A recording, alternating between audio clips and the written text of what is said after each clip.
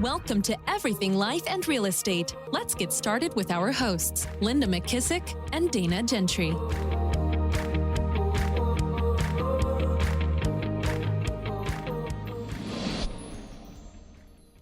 Hi, everyone. Welcome to Everything Life and Real Estate. I'm Linda McKissack. And I'm Dana Gentry. Hey, Dana, how are you? I'm great. How are you? Good. Now, we're super excited because you and I just kind of fell in love with John Addison when we were in Highlands, North Carolina with John Maxwell. And so it's taken us a while because he's a busy man, but super excited today because we have one of my favorite leaders, honestly, that I met years ago at Success Magazine through Stuart Johnson, Mr. John Addison. And John, it's kind of funny when you Google you and pull you up, it says Primerica, but it also says farmer. So I'm just curious. Yeah. If you were ever a farmer. Well, that's, I'm, hey, number one, great to be with y'all today. And we have, where I'm in my office right now in Gainesville, Georgia, but just north of here, about 15 miles, we've got 60 acres. That is a gentleman's farm, which is code word for a money pit. So I spoke, in fact, the local farm bureau here about 10 years or so ago, I know there's a big dairy farm right behind me, and the gentleman that runs it is the chair of the farm bureau. So he had me speak, and I got up and they introduced me as co-CEO of Primerica, took this company public, all this kind of stuff. And when I got up, I said, "Hey guys, I'm a farmer." I said, "Last year I was just looking at my statistics. My expenses were $103,000, and we had $3,020 of sales." And this really old guy up front went, "Welcome to farming." I love it. So yes, that's that. It is a hobby farm that I consistently come up with things to spend money on and not figure out how to make any money on it. So I love it. I love it. Well, what do you At put this on point, you probably deserve it. That's true. Oh. Well, John, we'd like to start out with you were born and then what happened. Cliff Note version, of course. Okay. Sure, the Cliff Note version. So I was born pretty soon in the next few weeks, 67 years ago, in Covington, Georgia, which is in central Georgia between Atlanta and Augusta, and grew up in a very rural area in the county, and was very blessed. I was an only child. My mom and dad were just two super, super positive people. My dad was a World War II veteran, and mom, she wound up, it was interesting, back in the 50s, they were 30 when they got married, which is like people being 40 something now. And I was born 3 years later. Mom had, been a career person in Atlanta. And then after I got older, she went back and was a school teacher. And I had a very blessed childhood. I like to tell people it was kind of like Mayberry, in, small community, small church, local general store where the people were my parents' best friends that we went all the time. So I was a very blessed young person. Went off to college. I won't go through the whole story, but went to the University of Georgia where I graduated in 79, moved to Atlanta, got a job. It was in, this was when interest rates were like 18%, unemployment was through the roof. And I got a job with an insurance company in Atlanta called Life of Georgia. And it honestly, the reason I went to work there is they were the ones that hired me. And after a year there, I think because I was so bad at the job they had me in, which was underwriting, which is sitting at your desk reviewing documents. And Addison starts with ADD. I honestly was terrible at the job. And so, but, I So anyway, they promoted me into management training, and Love Ann, my wife, got hired as my replacement. So I met her in January of '81. Fast forward, we get married in May of '82 and move into an apartment in Avondale, Georgia. And we were commuting to work together every day. We were in different departments. And I'm a morning person. I wake up ready to go. Let's go, get after it. Da, da, da, da, da. Great. I wake up in a good mood, whatever. My wife is a process, her waking up. And so, and, and so when we're going somewhere, I leave early. She waits till the last human minute. And so we figured out pretty quickly that if we continued to ride to work together, we would be divorced at a young age. So I was getting ready to work on my master's in business administration at Georgia State University, which is in downtown Atlanta. And I said, I'll find another job. So, because my goal was to be a management consultant for, somebody like Bain and Company, one of the big management consulting companies. And so I said, I won't, it'll be a job I do 3 years while I get my MBA. So I answered an ad from the Sunday Atlanta paper that said rapidly growing insurance company looking for bright young college graduates. I was young. I was a college graduate. Bright, I still didn't quite know. And I went and filled out an application in the personnel department.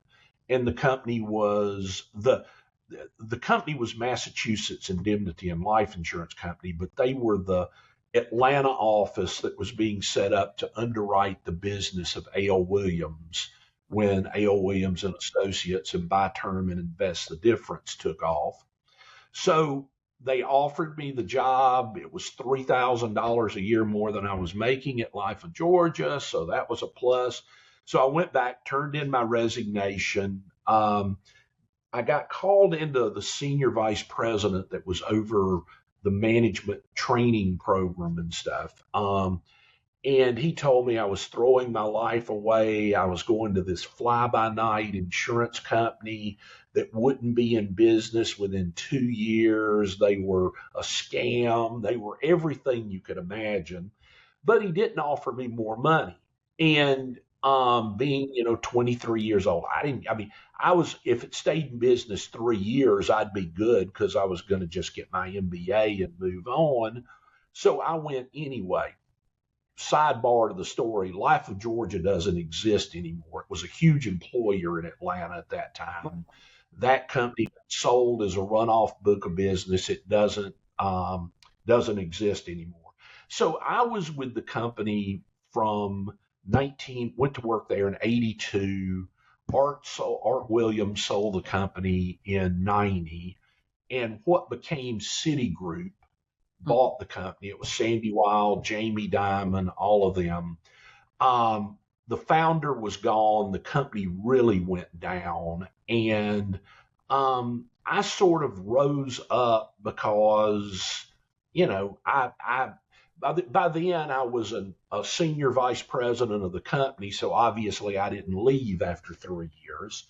And I sort of, had meetings with Sandy and all of them where I told them I thought they were making big mistakes.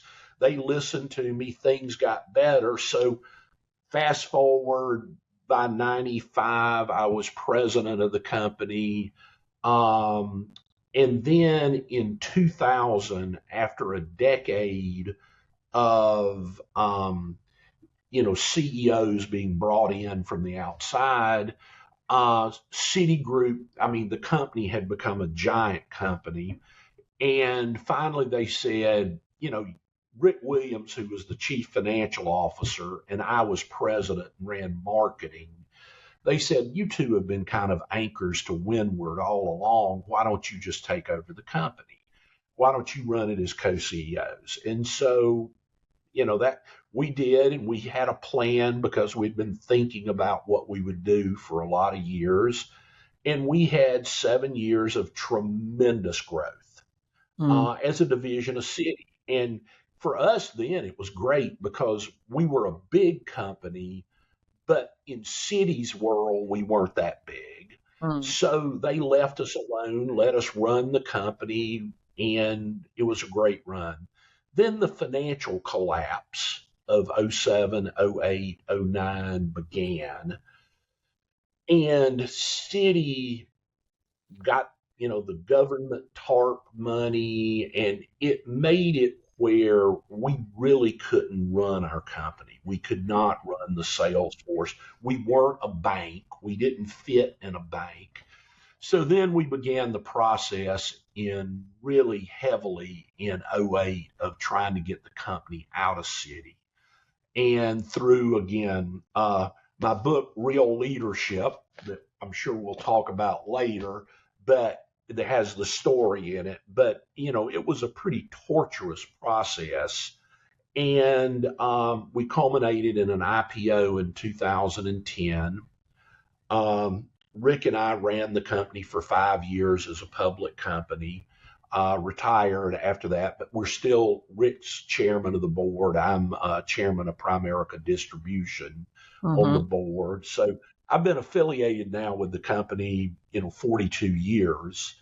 But after I retired, I started doing things with Success Magazine and Stewart, doing some consulting, speaking, on a couple of other corporate boards, and life's great. So that's the quick version of 67 years there.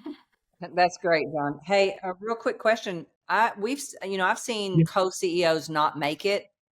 What do you think was the secret ingredient? Because that is kind of hard. 2 leaders instead of one. What do you think made you and Rick work so well? It wasn't for us, though. So, here, number one, we could not be more different people in certain ways. Okay. I like living in the country. Rick is in a penthouse in Atlanta at the top of a tower. Rick went to the University of Pennsylvania, to the Wharton Business School, and got his MBA from there. He's one of the most brilliant financial people you ever want to be around. But he is a great human being. And we had 10 years where we built a relationship where we were constantly dealing with, Sandy would have a CEO for a couple of years and then go, I don't like how the results are, and bring in a new one. So we dealt with a decade of a revolving door of people with different visions. And we both had a shared understanding of the uniqueness and the culture of the company. And so we built a battlefield relationship. And when they put us in charge, we had a lot of conversations over, glasses of wine and dinner of what we would do if we were running the company. So we had a plan. So when we were taking the company public, we'd been running the company as co-CEOs for 9 years together when we were out selling the company to the investment community. And we would always get asked that question. And my answer was, look, we are 1 and 1 equals 11.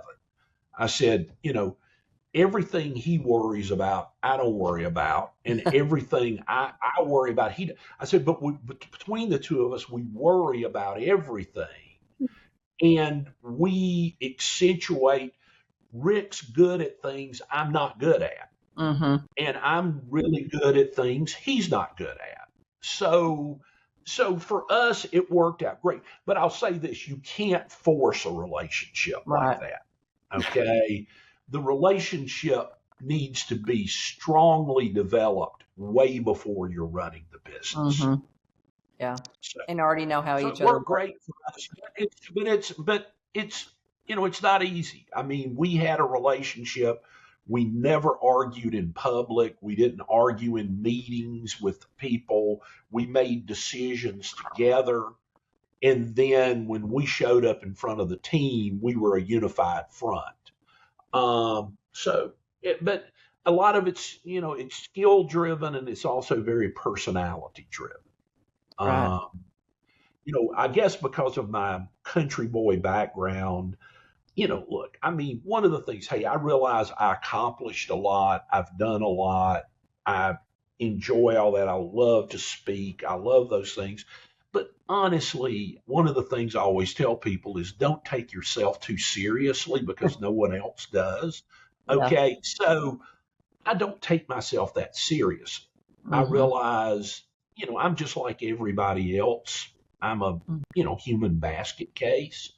And, none of us are. So it means you got to control your ego a little bit to make that work. Yeah. Well, one of the things that I think is similar, John, in what you did and what Dana and I do, because we lead independent contractors in the real estate business and franchisees. Sure. So nobody's our employee. And I know that you've been touted as being someone who has a passion for motivating other people. You've done a great job with Primerica doing that.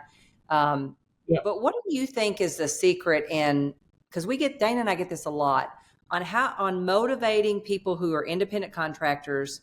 They're not your employees. What are some of the things you've learned? Because I'm assuming people that sold for Primerica, they were all independent contractors. Right. There's 150,000 licensed insurance agents now there, and they're all independent contractors. So in our job, we had the employees that ran the back office. So that was 2,000 of them. And then we had, the sales force, which was all independent. And so one of the things I learned, and I learned this quite honestly, a lot of it from watching Art Williams very early, that, this is a volunteer army. These are not they're not your employees. And so the biggest thing you can do, in my mind, is lead by example, because you're not their boss. You're not going, hey, go do this. You didn't make your quota, whatever, those kind of things. I mean, you have to inspire them, light a fire within them instead of under them, to get them to see themselves going for it and doing something bigger. You also have to accept most people aren't going to do it. I mean, if it's voluntary, that means most people won't do it. Yeah. Okay. People will, a lot of people will only do what they're forced to do. Okay. That's not the business of leading and inspiring a volunteer army. So you have to, be a positive force.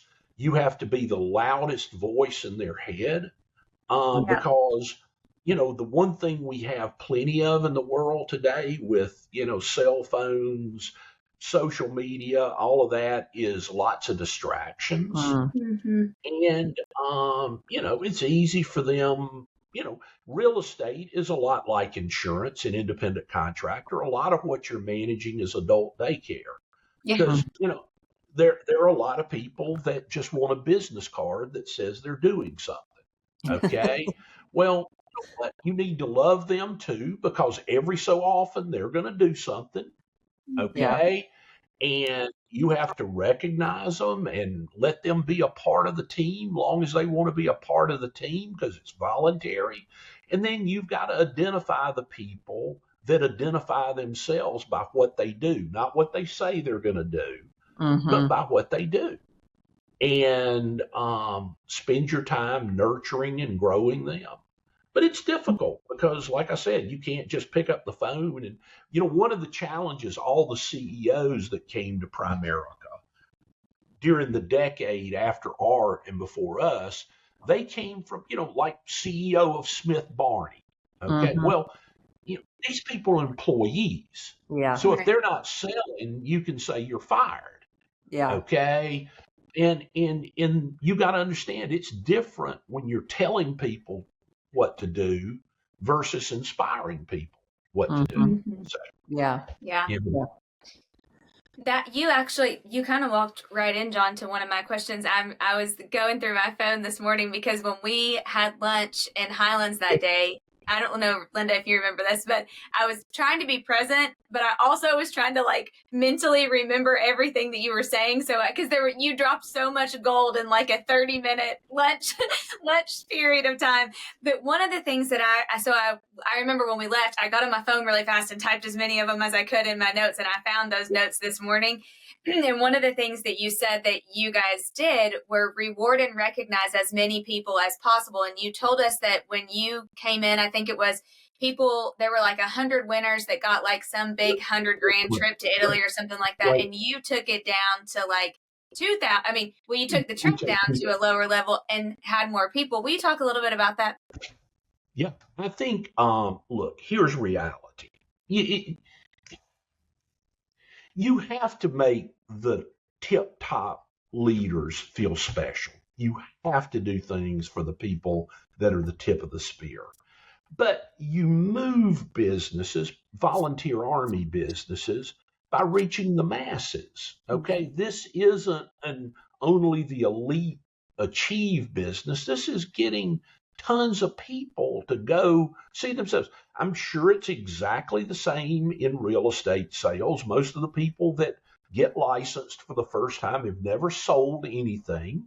Okay. Or maybe if they did, it was at a store or whatever, but they've never sold big ticket things and stuff like that.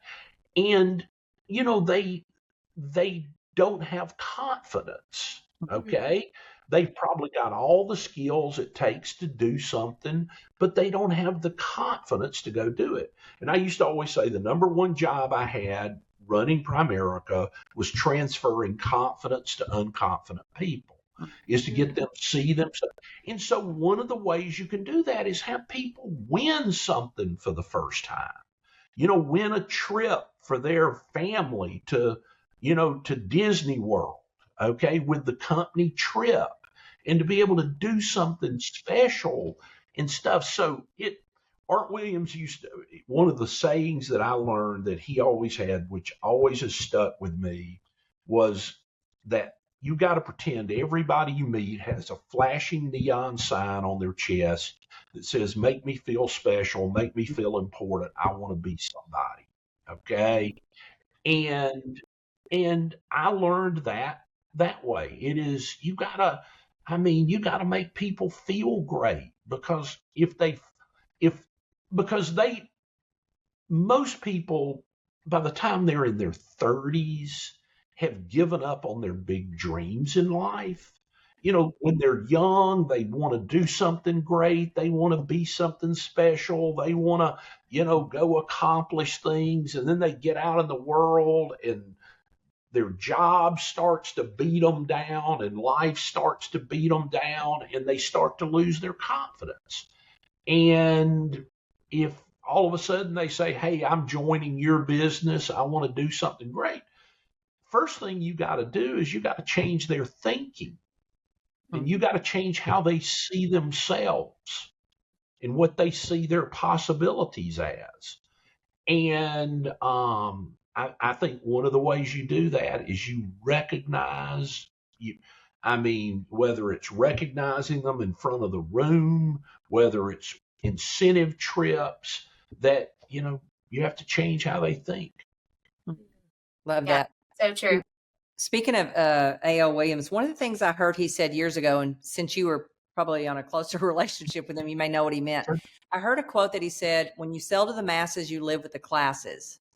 Is that something you ever heard him say? What did he mean? I don't remember Art ever. Honestly, I don't remember that one from Art. Okay. Art, I got to tell you, Art is and was running the company. He was a man of the people.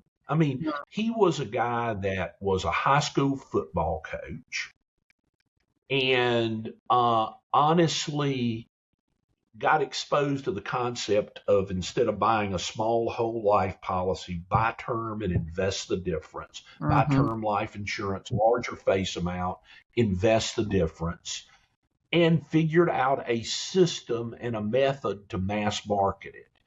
And Art, to this day, if you saw him in Highlands, you'd never think, oh, here comes a billionaire. Okay.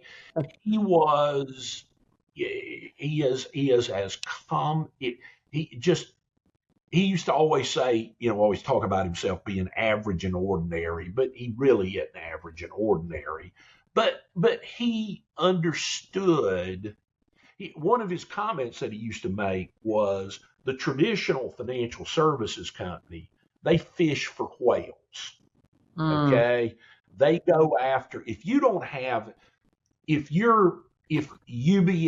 or Merrill Lynch or whoever is out to, if you don't have $1 million or $500,000 minimum, they don't want to talk to you. Right. Okay.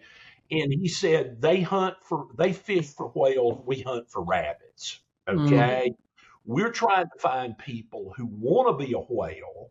Okay. But they ain't got money yet. So that's one of the great things. I mean, Primerica, it's $25 a month, you can start an individual retirement account in a high quality mutual fund. So Primerica's customer is, in all honesty, they've been abandoned by the traditional financial services industry. And it's very middle income families, middle income America. And so, to me, that's the class of people Art knew he needed to serve, was not the ones the top financial services companies are fighting over. It's the person wanting to start out. I used to always, when we went public, people would ask me, Linda, who was our biggest competition? Okay.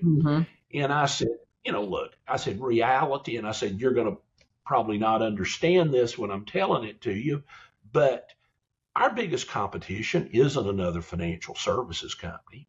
They honestly don't go out after the market that we market to. Those people have been abandoned to buying lottery tickets or, some commercial on TV. I said, our biggest competition is American Idol. And they went, what? And I said, it's the distractions in people's lives, trying to get them involved in our business. They make a decision. Am I going to stay at home and watch American Idol, which was a popular show then? I'm not sure if it is now. But am I going to stay home and watch that? Or am I going to go out and get involved in the Primerica meeting?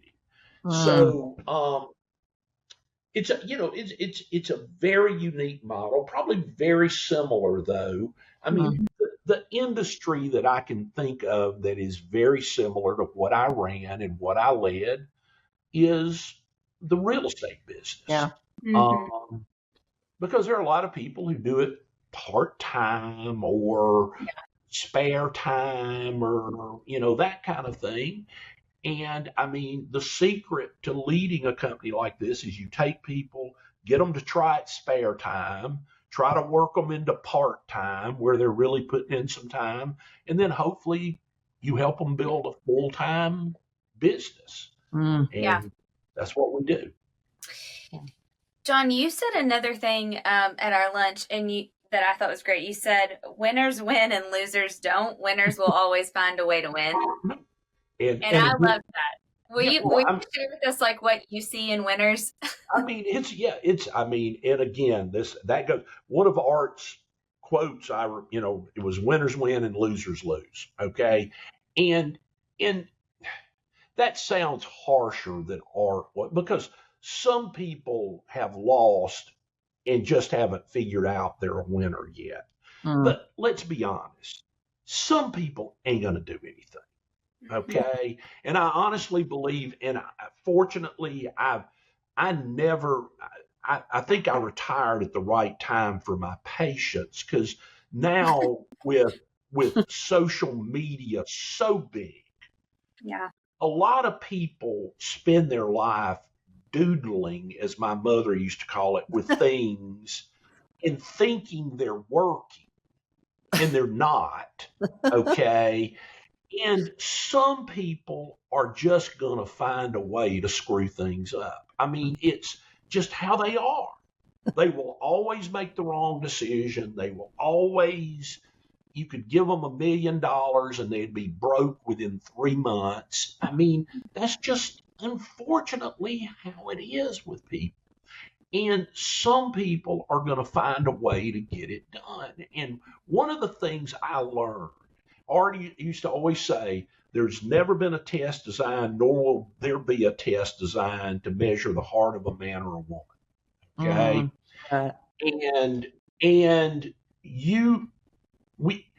a lot of times people go, okay, look how great they look, and maybe they're a winner, or maybe they did good at some corporate job. That doesn't mean they're going to do good at real estate or at doing an insurance business or whatever, where they have to be self-motivated.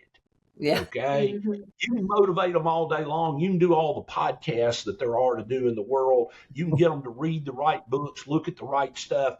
But the only motivation that truly matters is self-motivation. Yeah. Okay. So true. Some people spend their whole life writing lists that they'll never do. Okay. And and so the way you judge a winner, in my mind, is by what they do, not what they say.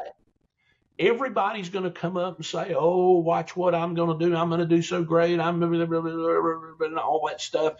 And then they go home and don't do anything. And the people that are going to go win and going to go do things, they go out and make stuff happen. Yeah. And, and your job as a coach is to try to get them to make the right stuff happen. Because some people that are winners, they can also go out and make stupid stuff happen, okay, because they're action oriented. And you got to make sure that their actions, okay, and their goals are congruent, okay, that what they're saying they want to do and what they're doing, that those things are in congruence and they make things happen. Yeah. That's a great point.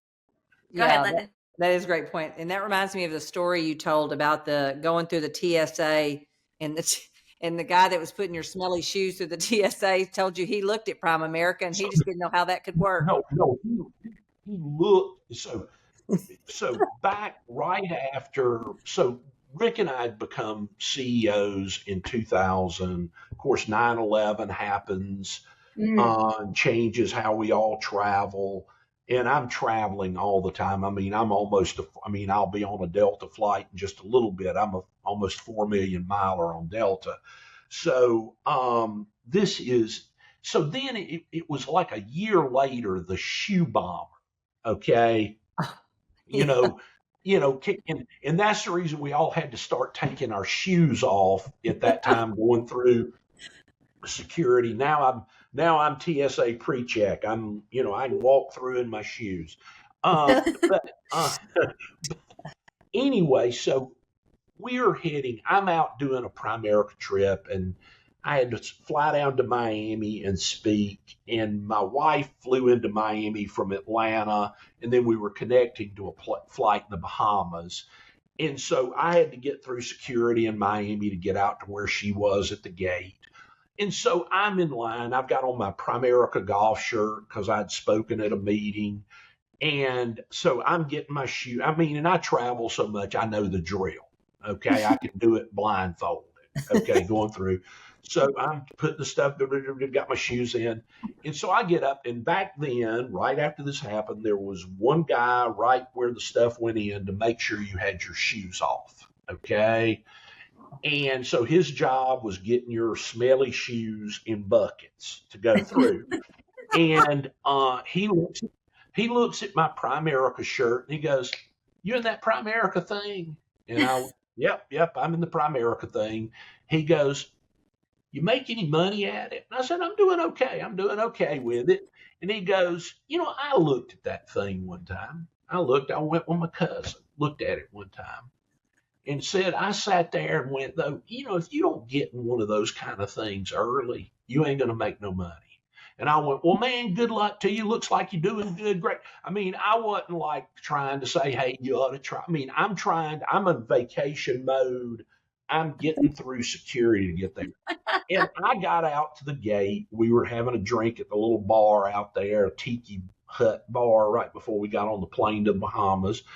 And I started laughing. I told my wife, I told the story, and I said, that is the exact guy, though, that kills new people trying the business, okay? Yeah. Because they're sitting there. Now, they wouldn't listen to him on hardly anything, okay? The guy put smelly in buckets, okay?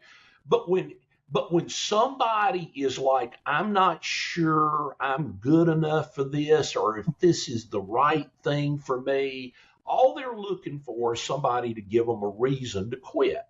And so him going, yeah, I looked at that. Unless you get in early, you're not going to make. And I said, and so that's the exact guy that kills, recruits and everything. And so, one of the lessons in life you got to learn is not just who to listen to, but who not to listen to. Yeah. So I got to say, and if you never take advice from anyone more screwed up than you are. and just don't take it. If somebody is like, you know what, they're a train wreck, don't listen to. Yeah. So, yeah. It's funny, John, we have a profit share program also that's kind of like Primerica. And that's one of the issues that we hear all the time. The reason you make as much money as you make, Linda, is because you got in early, when the reality is what will that cost them by not just getting in and going to work, right? There's no chance. Yeah. No, absolutely. No, it's like it's the thing I always tell people. Look, find legitimate things out there and then try to do something. Honestly, the first step to winning and doing something different is trying. And there is no guarantee it's going to work. Okay? There's no guarantee it's going to work out for you. That's not how life is. Life's not fair. If you want fair, they have them in the fall. They have cotton candy and rides and all that. But that's a fair. Okay? Yeah. Life isn't that way. Yeah. So, go for it. Try something. This also isn't a dress rehearsal. Mm-hmm. Like I said, I'll be 67 in a few weeks. Honestly, I was going through, I found an old banker's box that I had packed where after I retired, I just threw pictures and stuff from all the years in. And I'm going back looking at pictures from like when I got promoted to president in 1995. And I go, good God, I was young. Time, and to me, though, that seems like yesterday. Yeah. Okay. Mm-hmm. And that's just how it goes. Yeah. So don't spend one of my favorite Benjamin Franklin quotes is, you may delay, but time will not.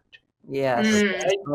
Yeah, the reality, you can put off and put off and put off what you ought to be doing, thinking I'm going to do it one day or I'm going to get around to it one day. Well, the reality is time ain't delaying. Mm-mm. And it's almost like, and I can tell you this, the older you get, I had a friend tell me one time, and I'm sure it's been a quote that's out there on a lot of stuff, that life is like a roll of toilet paper. The closer you get to the end, the faster it goes. And as you get older, you sit and go, good God. How did 10 years, just roll by?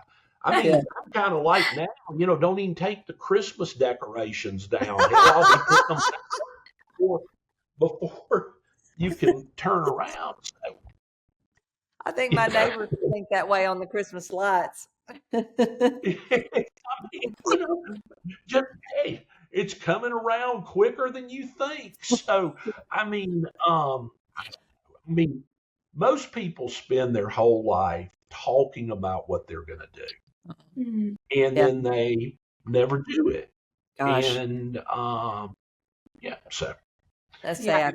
Well, tell us about Addison leadership. First of all, we're gonna put a link to your book in the show notes. It's called Real Leadership, right? Is Yeah, that and that's and it's my web. The best way to get the book, because if you just go to Amazon, it's kind of goofy how it all you get the first version that I okay? did, the old Yep. version of it is what's out there. But I won't get into a lot of how we did the contract was kind of goofy back then. But so the new you'll get the version where I look 40. This one actually has an age appropriate picture on it, but it's When you're like every other realtor that yeah. who has the headshot from 30 Yeah, years ago. no. That is, I saw that one time. Said if you want to be misled, look at the headshot of the realtor you think you're getting. That's right. But yeah, I actually prefer something that looks age appropriate. And but so it's out on johnaddisonleadership.com, just John Addison Leadership. It's a lot of letters to type.com, and then that takes you to my website and the link to the book. And the book is, in all honesty, it is the reason I called it Real Leadership is it's about you being real, not about the only form of leadership. Because one of the things I learned was you got to be the best you can be. Okay. If you try to pretend you're someone else, you're just going to be a pale imitation of them. You need to take the best from all the people you meet, take hey, I like what this guy or gal says on that, whatever. And then you got to make your style be you. Okay. And one of the keys, in the book that I talk about is that if you want to succeed in life, you need to find what you're good at without trying. Okay. Mm-hmm. So there are things I promise you I could take singing lessons from the greatest singer in the world, and I would still sound like a frog and wail. Okay. But I've never been afraid of talking and being in front. And so I found a skill that I was good at, and I found a platform that accentuated that skill. Then I worked at it. Okay. Then I worked hard to get better and improve. And so that's really my philosophy that I talk about is, leadership, anything in life, it's a self-exploration. Okay. Mm-hmm. And a lot of people think if I just read the right book or I do the right this, I've got it. Okay. No, you don't. In life, you're either green and growing or you're ripe and rotten. You're either getting better or you're getting worse. So I'm working on a new book right now with some people that helped me with this book. It's going slower than I'd like, but because of me. But hopefully within the next 6 months, I'm working on a book called, which was the concept I had for this first book, but we decided it'd be better to just tell the story of my life and getting the company out of city and all the travails we went through there. But this book is going to be called Turn Your Fears into Fuel. I was raised a country boy. When I was working on my MBA, and I always did good in school and had good grades, had great grades all through my MBA. But there was, in a management psychology class I had then, there was a book, this is back in the 80s, that was called If I'm Such a Success, Why Do I Feel Like Such a Failure? And it was about the imposter complex. And in which, I find a lot of people that come up, from either a poor or middle income, and then they go out and do something, they always think they got lucky. There's something in you that says, I don't deserve this.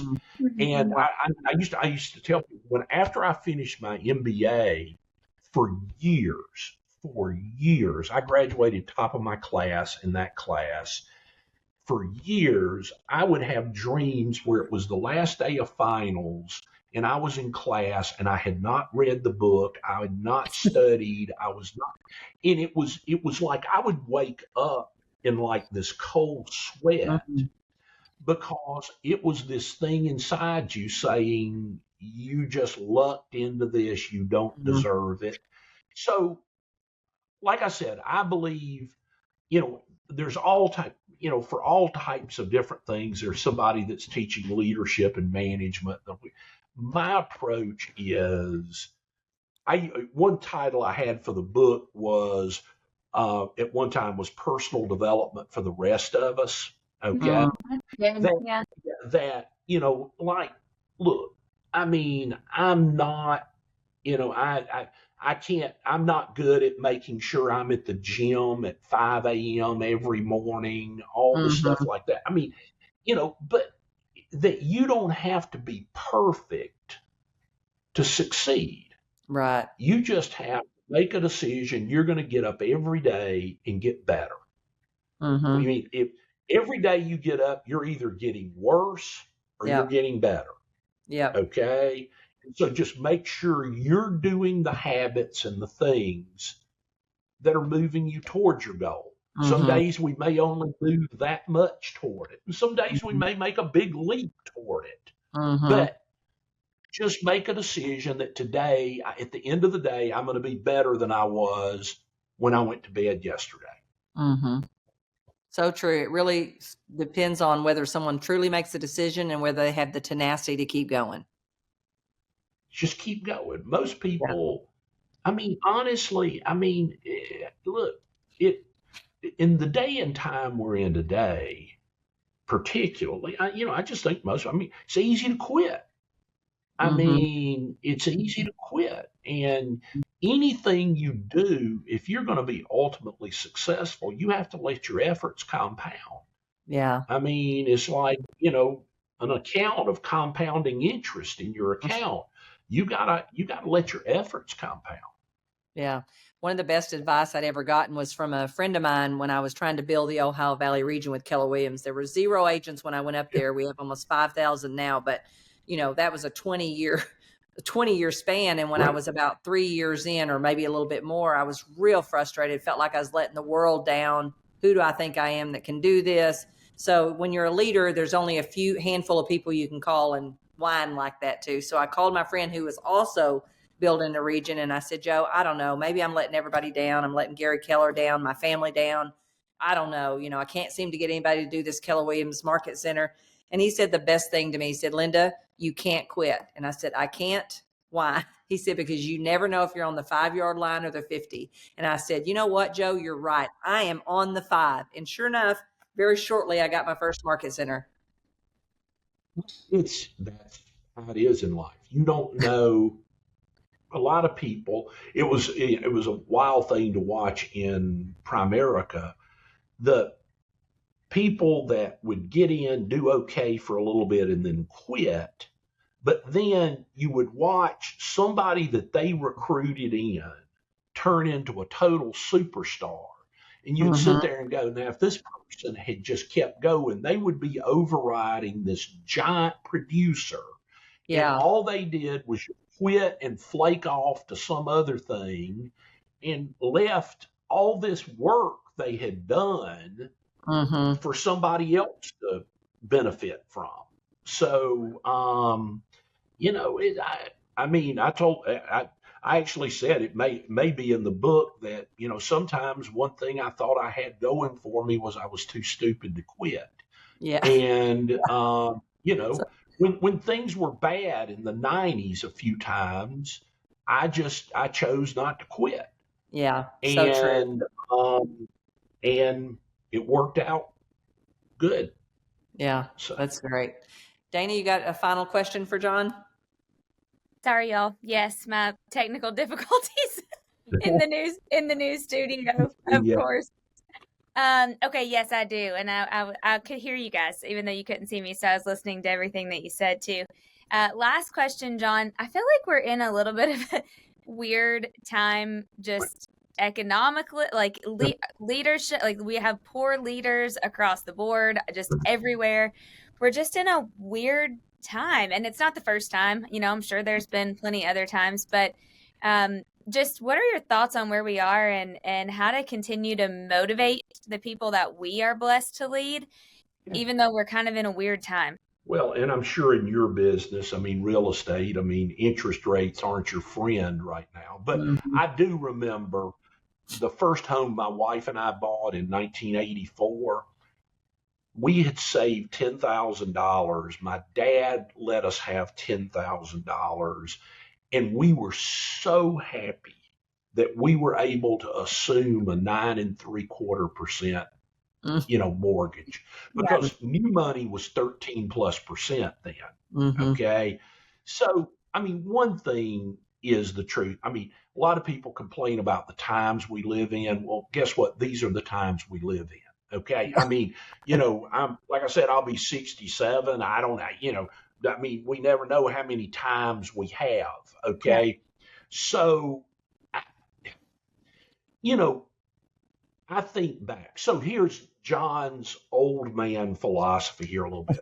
I think back when I was a young kid. I mean, when I was like 11 was 1968, when Martin Luther King Jr. was assassinated, Bobby Kennedy was assassinated, Vietnam War. Those were crazy times.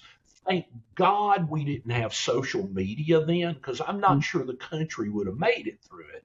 And back then you had local news 30 minutes, Walter Cronkite 30 minutes, and then Wheel of Fortune. So you were not assaulted 24 hours a day by crap.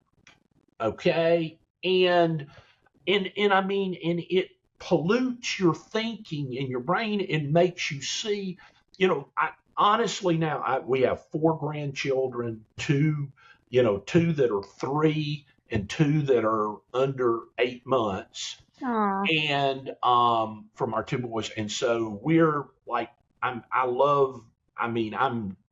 just totally enjoying being a granddad. I love to be fun granddad. I love cartoons. So I was laughing. I tell people, so people say, what do you do first thing in the morning? Because I get up early. I'll turn it on CNBC to watch about 15 to 20 minutes of what the market's going to do, because I'm an investor. Then I'll turn it on Fox and Friends for 5 minutes and find out what's happening at the border or whatever. And then I'll go to MSNBC for 5 minutes to just confirm we are still in alternative universes. And then there's a channel called MeTV that has cartoons on in the morning. And so I watch about 30 minutes now of cartoons so I can go, oh, I remember that one. So I can find it and download it so I can watch it with my grandkids when they're there. But honestly, look, our problem right now is, in some ways, I've said before in speeches, social media weaponized stupidity. Okay. Yeah. And the dumbest people on God's earth have a platform now. Yeah. Okay. And politicians, particularly, both sides, make money by scaring the people in their base and then sending out emails to raise money. Okay. Yeah. What's happening? John's opinion, what's happening in Washington is we've taken government and turned it into a reality TV show. And my view is, because I'm an optimist, things will get better. So I believe our biggest challenge right now is we're so divided, and I'm not sure we're quite as divided as we think we are, but people feed that. And I just believe the biggest thing you can do is focus on what you can control. Yeah. Last time I checked, the only thing I hear from politicians on is, could you write me a check? Okay. Yeah. You're a key person. We're counting on. Blah, blah, blah, blah. So what I'm going to focus on is being in my sphere of influence, not in my sphere of interest. Okay. And not out dwelling all the time on, oh my God, the world's ending. Blah, blah, blah. I don't think so. Okay. But so I've got a dear friend of mine, humorous story to kind of close with, dear friend of mine, who he really has gotten sucked down the rabbit hole of the world's ending, all this kind of stuff. And he's not a total survivalist, but in his basement is enough meals ready to eat to like last a while.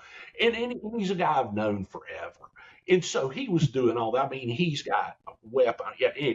Anyway, so he said, because I don't do that crap. I'm just not. And he said, so, don't you want, you want me to put something here? You can come over and, if the apocalypse comes. And he said, and I said, yeah. I said, yeah, there's two things I want you to get for me: a quart of vodka and a tube of lipstick. And he said, I said, I'm going to drink the vodka and get the lipstick and put a big dot right here and hope they get me with one shot. Okay. I don't want to live in your basement eating freeze-dried food, okay? I mean, so my view is it's a far different environment than the Highlands. No. I'm not going to be in a basement with smudges on my face, ready to run. And so, do the laugh, have fun.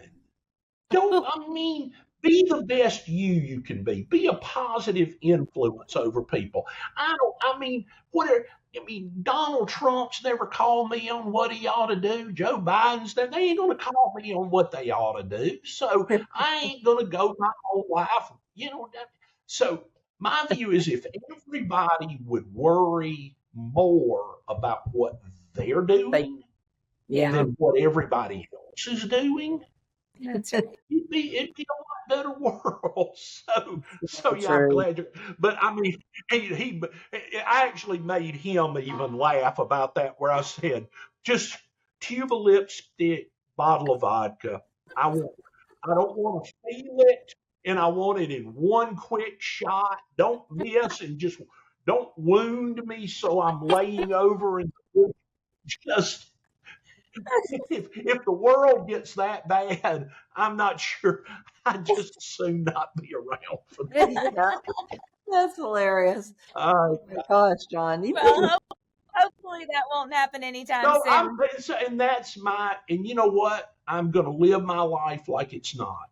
Yeah. Okay. Yeah. I mean, another thing I always tell people is live every day like it's your last, and one of these days you're going to be right. Yeah. And, we ain't getting out of this alive. So enjoy life, laugh, have fun. Yeah. And honestly, turn stuff off some. Yeah. Okay? I mean, they're making money scaring you. Yeah. Okay, that's their business model. Go out and work like crazy and I realize probably it's, there's some headwinds in the world now. Yeah. But sitting around and complaining about it ain't going to change it. So true. So true. All right, guys. John, I think you are the funnest guest that we've had. Definitely the funniest. I mean, we all laugh a lot more.